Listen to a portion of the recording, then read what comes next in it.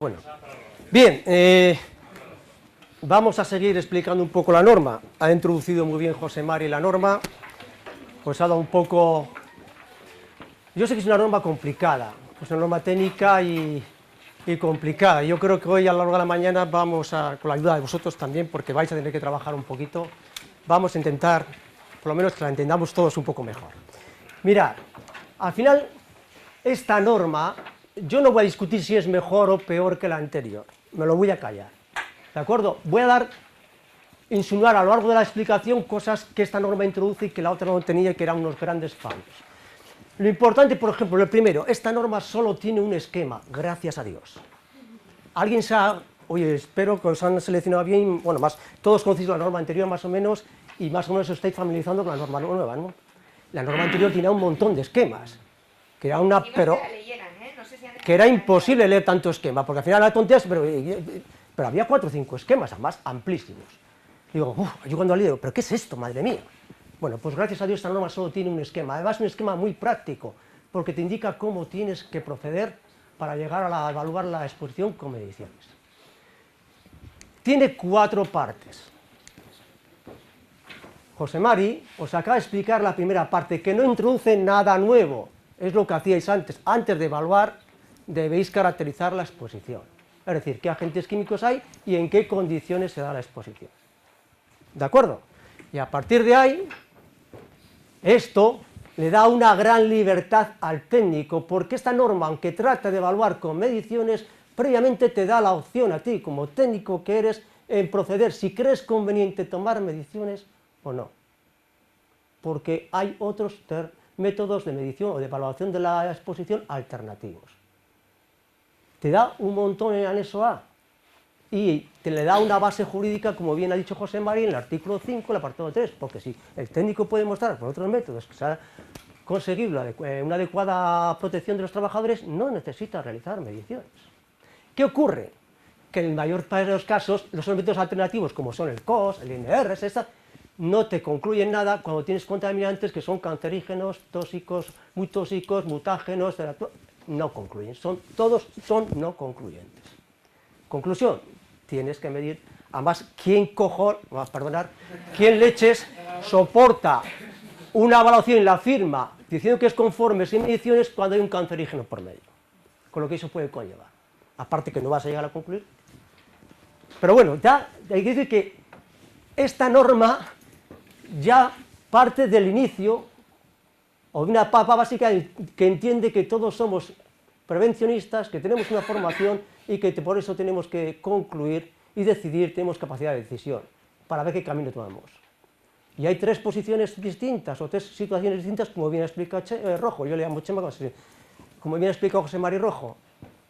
Puedes concluir, no concluir o tomar mediciones, aunque la norma parte lo que desarrolla es ya las mediciones y el procedimiento a partir de mediciones para establecer la conformidad. Bien, pues vamos a pasar al siguiente punto. Hemos hecho la caracterización básica, sabemos qué agente químico hay, hemos caracterizado al trabajador o trabajadores a los cuales vamos a evaluar, porque están a unas mismas condiciones y agente químico y mismas condiciones de exposición, es decir, constituyen el grupo de exposición similar, que lo hemos caracterizado bien, y vamos a ver cómo hacemos esas mediciones. ¿Y qué dice la norma con respecto a las mediciones? Pues dice 4 cosas muy importantes. Yo creo que de esto todos sabéis mucho más que yo, porque yo mediciones he hecho muy pocas. Yo soy un prevencionista teórico. Pero ¿qué dicen las mediciones? Lo más importante de todo. Primero, hemos hecho una caracterización básica, luego sabemos y hemos de definir perfectamente a quiénes vamos a referir las conclusiones de mis mediciones y por tanto de mi evaluación. Puede ser a un trabajador o a un grupo de trabajadores homogéneos que ahora se llaman grupo de exposición similar. Y cuidado, José Mari ha dicho con la definición que viene en la norma de qué es un grupo de exposición similar. Y aquí hay de todo, y yo esto lo sé por experiencia, porque hay gente que mezcla todo. Con eso de ahorrar dinero, mete gente en el grupo de exposición similar que no pertenece. Está perfectamente en la definición. Es decir, si yo, por ejemplo, voy a evaluar un taller de mecanizado o sea, una fábrica que hace mecanizado de piezas, y voy al taller donde están los tornos y la fresadora donde se mecanizan las piezas y están expuestos a aceite para parafinas de esa, el aceite ese mineral, taladrina, yo puedo entender que igual los 8 que están en ese taller constituyen un grupo de exposición similar. Eso es un grupo de exposición, aunque haya un fresador y un tornero, y puedo agrupar todos. Pero lo que no puedo agrupar es lo que me ha llegado, y no voy a poner ejemplos, a empresas o preguntas y cuestiones que me llegan a veces al trabajo. Esto, oye, este trabajador, el soldador que está ahí con el pintor no tiene nada que ver, aunque estén ubicados en un mismo entorno. Pues juntan todo, con tal de que estén en el mismo sitio lo juntan todo. No, es la actividad, la tarea, el tiempo de exposición, la distancia al foco, más o menos. O sea, todos esos parámetros que condicionan la magnitud de la exposición. No solo la que tengan en común el agente químico, sino también las condiciones de exposición. Bien, esto está claro, ¿no? Pues tener cuidado al definir a quiénes vais a referir la exposición, porque luego tenéis que chequearlo. Y a veces, si el grupo de exposición similar no está muy bien configurado, pues sale. La prueba que proponen no es muy buena, pero bueno, lo mejor es el sentido común, en todas maneras, de la norma, ¿eh? Bien, pues, ¿qué nos sirve? Lo primero que dice que hay que constituir bien esos grupos. Todos más o menos sois permiticistas y más o menos tenéis idea de lo que es un grupo de exposición similar. Lo segundo es que cuando se hacen las mediciones, si tendremos definido un grupo, es obvio, ya veremos cuál es el número mínimo de mediciones, ya sabéis que son 3, 6, adelantando, pues si el grupo de exposición tiene más miembros que las mediciones que necesitas, debes repartir todas las mediciones entre todos los grupos, no hacer todas las mediciones al mismo elemento, al mismo sujeto, pero eso es algo normal, tiene sentido. Y al final las conclusiones, como bien ha dicho José Mari, en todos los miembros del grupo de exposición similar participan las mediciones y las conclusiones son para todos los miembros, para el grupo, no para uno de ellos. ¿Cuál es la segunda parte? Para hacer unas mediciones que dice la norma deben ser representativas. ¿Representativas de qué? Del grupo de exposición similar o del trabajador al cual las vamos a referir. ¿Qué dice? Pues que hay que utilizar primero procedimientos de medida validados, que estén contrastados, que miden bien. Bien, y para eso, ¿qué dice? Bueno, que cumplan los requisitos, como bien ha dicho José Mari, de la 482. ¿Y cuáles son esos requisitos? No me importan a mí los requisitos, yo aquí los pongo si queréis, no importan. Lo importante al final es que dices, quiero utilizar un método de toma de muestra, o sea, un procedimiento de medida validado. ¿Cuáles son? Pues los que están, los que todos conocemos. Son contrastados y están publicados como normas UNE, como normas SMTA del Instituto, como normas ISO, como normas OSA, NIOS, etc. No vamos a buscar un método ahí de la charcutería, ¿entendéis? Pero eso ya lo hacéis normalmente. Elegís un método, un procedimiento de medida adecuado, en el cual incluye el procedimiento de análisis y el procedimiento de toma de muestra. Pero aún así, en el procedimiento de medida es conveniente, y esta norma lo recuerda, pero no cambia nada, y recuerda que el muestreo debe ser personal, ¿vale? Hasta no estoy diciendo nada. Lo importante, lo que varía creo que varía un poco, sí, bastante, es que cuando se ejecute la toma de muestra, el aspecto que tiene que ver con la duración del muestreo. Esto varía un poco, bueno, bastante con respecto a lo que incluía la antigua norma. ¿Y qué dice? ¿Qué dice? Vamos a lo que dice. Bien, primero tenemos que tener en cuenta con respecto a qué queremos comparar o qué valor límite queremos comparar la exposición. Si el valor límite está definido para corta exposición, pues dice la norma que hemos de muestrear 15 minutos y compararlo. Esto tan sencillo, hasta ayer mismo me vino a preguntar, oye, si evalúo con respecto al ED, por lo cual la estrategia ha cogido 4 de hora, si me sale, ¿puedo usar esas muestras para comparar también con el DC? Pues no. Si para EC, para el de corta exposición, tienes que valorar 15 minutos. ¿Y cuándo? ¿Cuándo te dice la norma? En el momento que consideres del proceso que la exposición es máxima. Y si el proceso crees que no hay momento de exposición máxima, pues dirás en cualquier momento.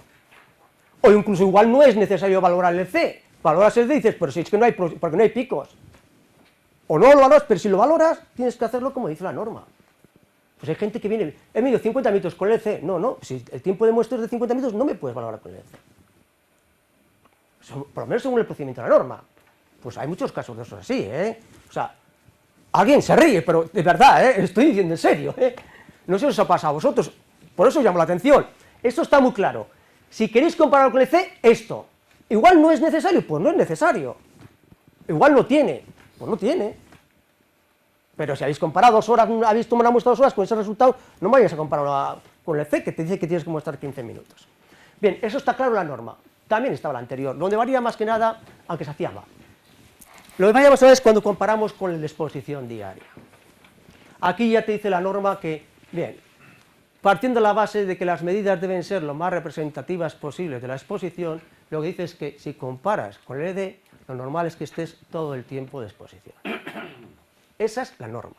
Es decir, si el tiempo de exposición es 8 horas, 8 horas. Si el tiempo de exposición es 6 horas, las 6 horas.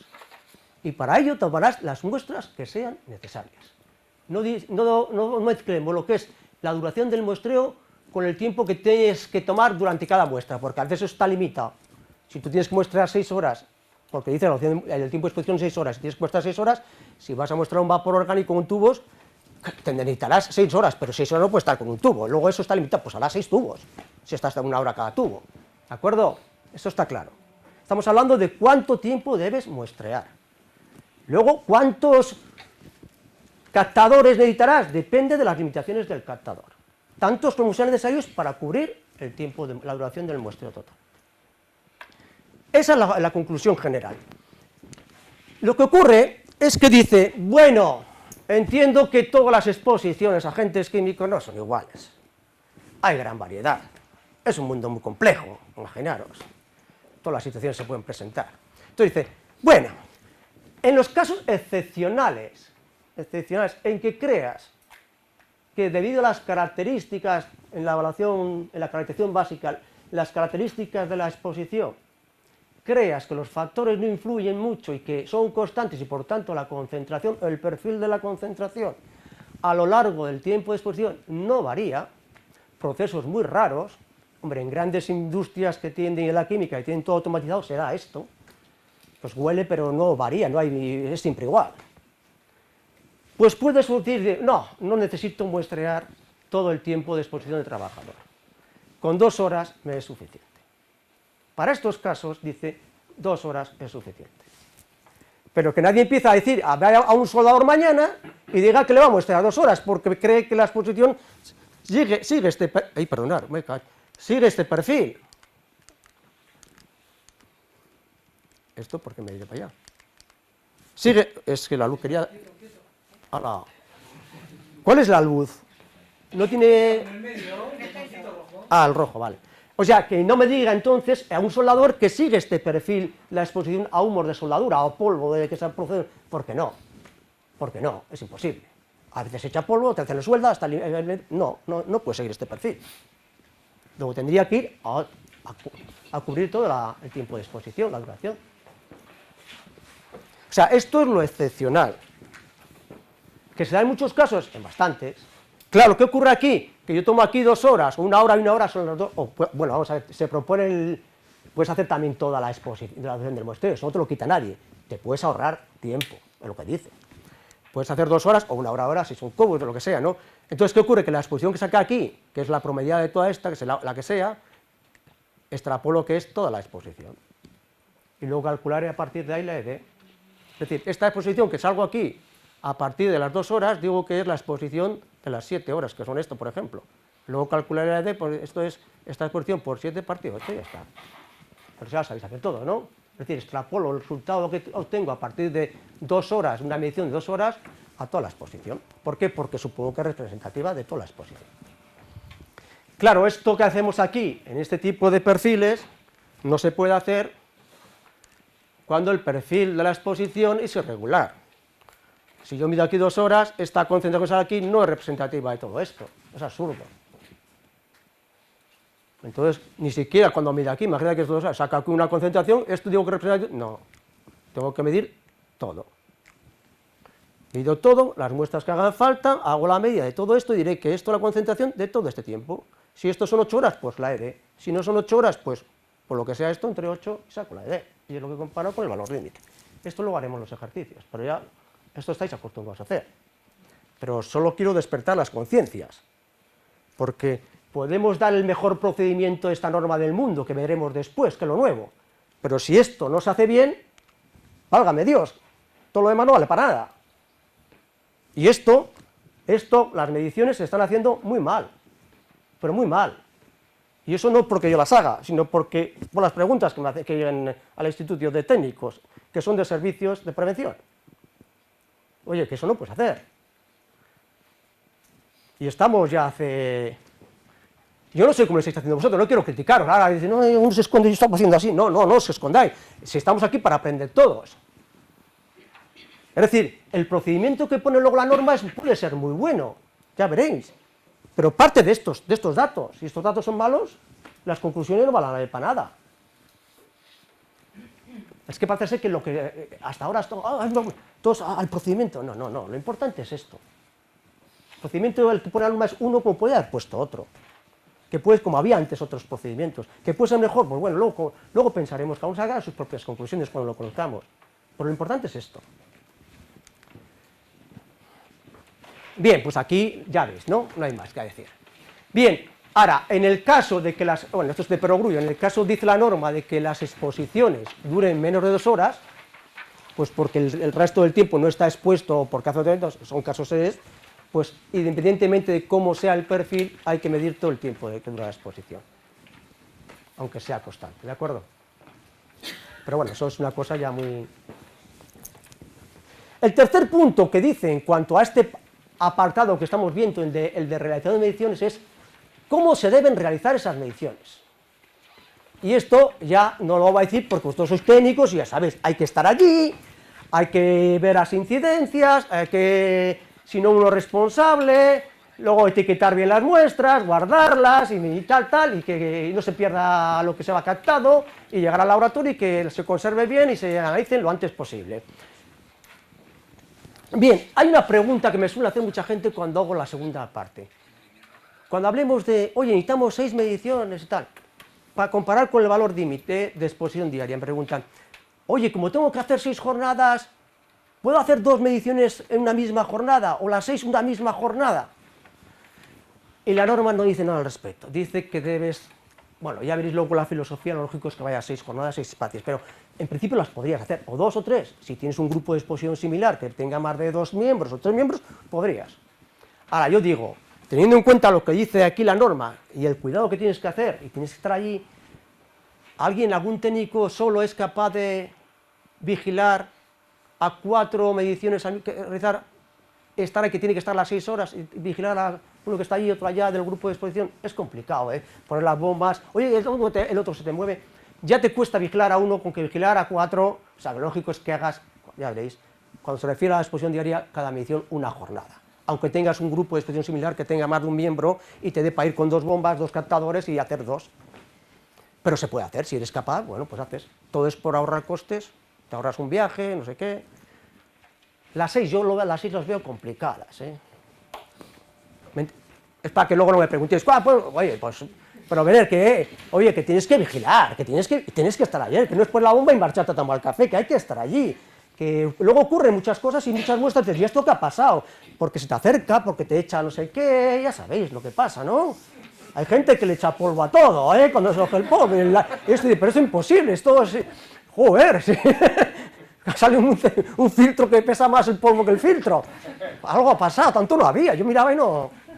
Claro, hay que estar, Vale, entonces, pensar en ello. Bien, y el último punto que trata este apartado de mediciones es, hemos visto, caracterizar bien a quién se refiere, trabajador o grupo de exposición similar. Luego, cómo se utiliza el procedimiento de medida, validados y cómo se debe hacer la toma de muestra. Importante, personal y la duración del muestreo. Hemos visto cómo se realiza esa toma de muestra, hay que estar allí presente. Y luego, los resultados que tenemos, hay que validarlos, hay que validar tanto los resultados individualmente, porque uno está allí y puede ver, a este resultado, esta muestra pasó algo y aunque la he analizado no lo quiero. Pero antes de desechar cualquier resultado tiene que justificarlo. Por eso hasta allí ha visto, oye, pues, o incluso antes de mandarla ha visto que algo ha pasado, o sea, para la bomba, yo qué sé, y dice, esta la has hecho. Pues no me vale. Pero también hay que validar los integrantes del grupo de exposición similar, dice la norma. Porque los resultados, si hemos dicho que se van a referir a un grupo de exposición similar, habremos hecho varias jornadas o varias mediciones.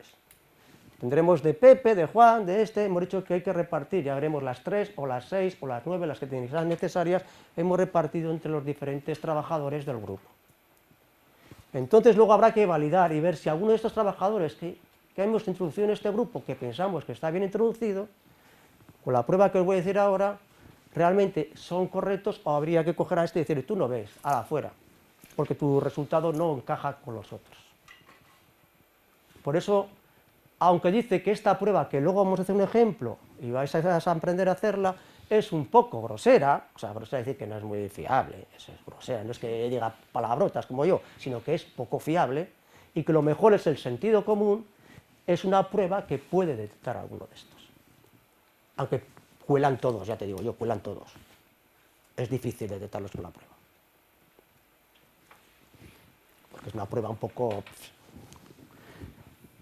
Bien, ¿cómo se hace esto? Pues bien, ahora vamos a hacer un ejemplito, antes de pasar al siguiente tema. Vamos muy bien de tiempo, le vais a haceros solitos y no tomamos un cafecito.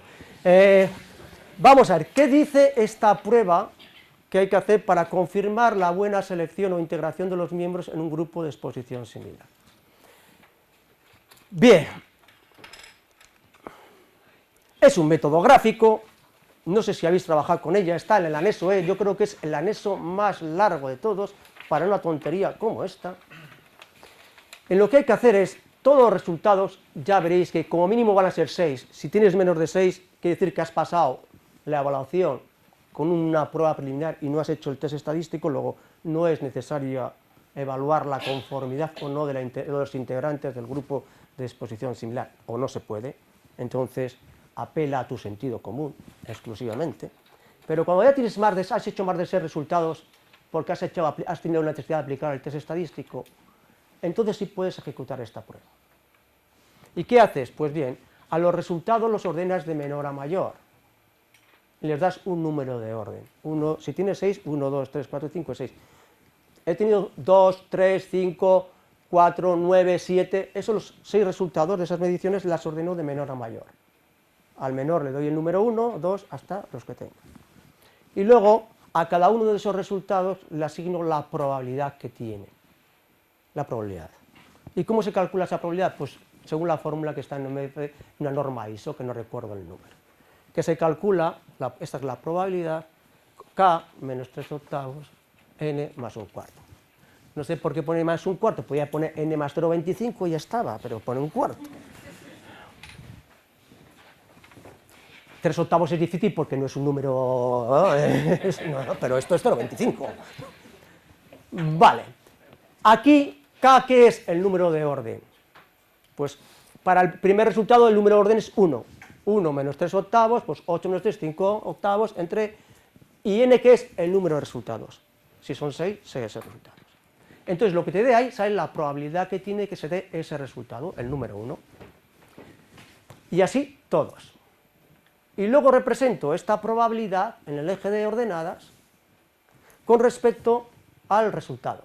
No al número de orden, al resultado. Y eso en teoría debería ser una línea recta, porque he supuesto, a partir del número de orden, que esa distribución era normal. Si la línea es recta, se ajusta a la línea recta, yo dibujo la línea recta, veré los puntos que tengo, el punto que no puede ajustar a esa línea recta es el sospechoso de que esa medición no está bien. Y si esa medición corresponde a Edurne, a esa chica allí, pues le digo, joder, Edurne, te hemos metido en un grupo que no eres, chica. Sal de aquí, por favor. Esa es la sensación, o esa es lo que aquí dice la norma que hay que hacer. Ya digo que es bastante grosera, y ahora lo vais a hacer vosotros para que veáis cuán grosera es, pero que tenéis que hacer. Evidentemente diréis, joder, esto es muy manual, Chelis. Sí, es muy manual. Evidentemente estamos desarrollando un calculador para evitar que hagáis esto manualmente. Pero quiero que lo entendáis, porque también sabéis multiplicar y ya lo hacéis todo con calculadoras. Pero así no se os ha, pero no se os ha habitado, 2 por 3, nada, 2 por 3, puedo calcular 2 por 3, joder, 6, vale. Pero sabéis multiplicar, ¿vale? Entonces, ¿me habéis entendido cuál es el sentido? Bueno, si he ido para atrás. Bien, pues, ¿qué sería? Vamos a poner un ejemplo. Esta sería la probabilidad que he calculado. Os he dado en un gráfico que tenéis de probabilidades, está en tanto por ciento. Y aquí os he dado, aquí tenéis que poner el resultado que habéis tenido de la ED o de la EC que habéis calculado, de la exposición del grupo de trabajador. ¿Por qué está en un papel logarítmico? Esto es un papel logarítmico, no es un papel decimal, ¿veis? 0,1, al 1 hay la misma distancia que de 1 a 10, y el siguiente sería el 100, y el siguiente sería el 1000. Con 2 es suficiente para integrar todas, porque dices, joder, si mis valores son 100, 105, 170, 200, pues empezáis aquí en 10, 100 y 1000, y ya están encajados todos. Una variación de entre 10 y 1000 resultados, hostia, hay que echarle... ¿Me entendéis lo que quiero decir? Que con 2 unidades decimales podéis, lo que tenéis que hacer es jugar con las unidades que están aquí. Están puestos 0, 1, 1 y 10 por poner unas. Pero que si tus resultados son 1000 y pico, 100 y pico, 1000, pues cogéis, empezáis con el 10, 100 y 1000 y ya están ahí. ¿Esto se ha entendido? Tenéis un ejemplo ahora que vamos a hacer. Bien, fijaros, estos serían mis resultados, están comprendidos entre 0, 1 y 10. Pues he cogido la escala 0, 1, 1 y 10. Logarítmica porque ya veréis después, generalmente las distribuciones de los resultados de las exposiciones llevan una distribución logarítmico normal. Y entonces me hace el logaritmo de los resultados, emplea una escala logarítmica y esta misma la que aplica ya el logaritmo al resultado. Lo hace gráficamente. Bien, veis que aquí los puntos, entonces tú trazas la recta y aquí dices, ¿qué os parece? ¿Hay algún miembro aquí que es raro? Es un poco subjetivo, ¿verdad? Alguien puede decir, joder, a mí me parece este raro. Bueno, chico, no, yo no creo que sea raro, lo haces un poco más gordo aquí, lo arrimas un poco más, un redondel, lo arrimas un poco más. Hombre, vamos a ver, si este punto me sale aquí, joder, ya tengo que hacer un círculo, un planeta. Pero bueno, yo aquí lo que hago es, veréis qué puntos hace, porque esto es generalmente, fíjate, yo lo hago así, redondeles, para hacer más, ¿no? Luego trazo la línea, esto es perfecto, está bien.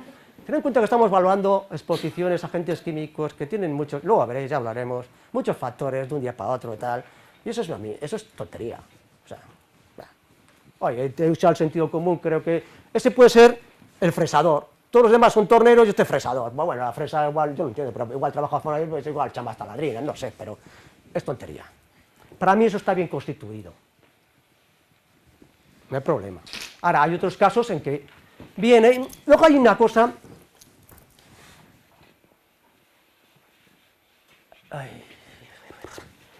Sabéis que la probabilidad y los números z están relacionados. No sabéis, ¿no? Luego lo sabéis, no importa. Otra posibilidad es, para mí de utilizar este papel, que a veces es difícil encontrarlo, bueno, logarítmico también es difícil, pero ya con probabilidad ya la leche, a veces la probabilidad está asociada a un número z, luego hablaremos, no os preocupéis. Entonces, en vez de utilizar, a probabilidad se cogen desde menos 3 a 3, estos son los z, y lo otro, lo mismo, las concentraciones, y evidentemente es la misma prueba. Veréis de las dos formas. Otra vez es ni probabilidad ni nada, lo que se hace es la recta de esto con respecto a z y ya está. Bien, es igual, cuando veáis que se representa y da una recta y tal, es que está bien constituido. Si ves un punto fuera de la recta, en cualquiera que sea la representación, probabilidad o zetas o otra, lo normal no es esta tampoco, lo normal es poner las zetas aquí en este eje y los resultados en este eje. Evidentemente también es una recta. O sea, cuando veis estas gráficas que os darán cualquier calculador y veis que los puntos están bien alineados, es señal de que es la prueba esa y está bien constituida. Saber de dónde viene, es para confirmar la buena constitución de los ejes. Pero ya he dicho, es una prueba un poco grosera y el sentido común es el sentido común, porque a veces mezcláis dos grupos que no son de similar exposición, pero si son muy amplios, empezáis a mezclar medidas con una, empiezas con las del primer grupo, van aquí, la siguiente empalman de aquí a aquí, pero la dispersión de una, esta y esta se mezcla y al final te dan todas una recta continua, y son grupos distintos. Para diferenciarlos habría que hacer una nova, pero ya no nos vamos a meter con esas cosas. Y la TDStudent, eso no vamos a meter. Entonces, tener cuidado. Porque cuando metes un elemento solo de otro grupo, sí, pero si mezclas, por ejemplo, dos grupos, 6 de un grupo, son 100, metes 5 medidas de uno, 5 medidas, en la propia dispersión de un grupo y del otro, se te mezclan las dos rectas y te hace una única recta y te la da perfecta. ¿Me entendéis? No me entendéis, pero es igual, creerlo. Lo tenéis que creer. Sí, porque pasa. Ese sí sabe, porque ese sí sabe, es que sí. Ese me hace sí. Joder, me da gusto mirarlo. Sí, Chalí, sí. Vale, no, pues vale, ¿eh? No, puede pasar, pero para eso hay otra prueba, que son los ANOVAs o la TDStudent comparando las medias. Pero eso ya es meterse en cosas estadísticas que no viene al cuento.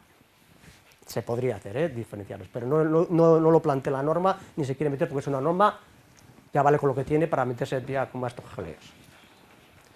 Bien. Bueno, yo creo que aquí tenéis ejemplos de algunas que no dan. ¿Veis? Aquí en estos puntos era imposible trazar una recta, se trazan dos rectas. Este es el caso donde hay mediciones de dos grupos distintos, han mezclado las medidas, pero se han podido diferenciar. Pero otras veces estas medidas pueden estar así un poquito más, coges y metes la recta así y a tomar por saco. Aquí no, aquí se han podido ver que se pueden hacer dos rectas distintas, que se han mezclado medidas de dos grupos. Hombre, esto pueden ser los soldadores y los pintores, es que es una absurdez. Y luego este es el típico caso de que está Virginia y Amelia, que se han metido ahí con los soldadores y no han soldado en su vida, y claro, las hemos caracterizado perfectamente. Hemos trazado la recta y digo, es imposible meter estas aquí en esta recta, es imposible. Por muy gordo que haga, ya aquí tendría que hacer un planeta, ya esos dos elementos yo creo que sí son extraños. Aunque sea grosera la prueba, veis que para ver que te has metido ahí y no eras, pues vale. Bueno, esto ya es una tontería. Bien, esta es la primera parte, vamos muy bien en horas, vamos a hacer el ejercicio que tenéis, 3 de los primeros, no, el 3 luego haces tú los tuyos. Vamos a hacer primero el ejercicio 3 y luego vamos a hacer, Chema y os hará los ejercicios de cálculo.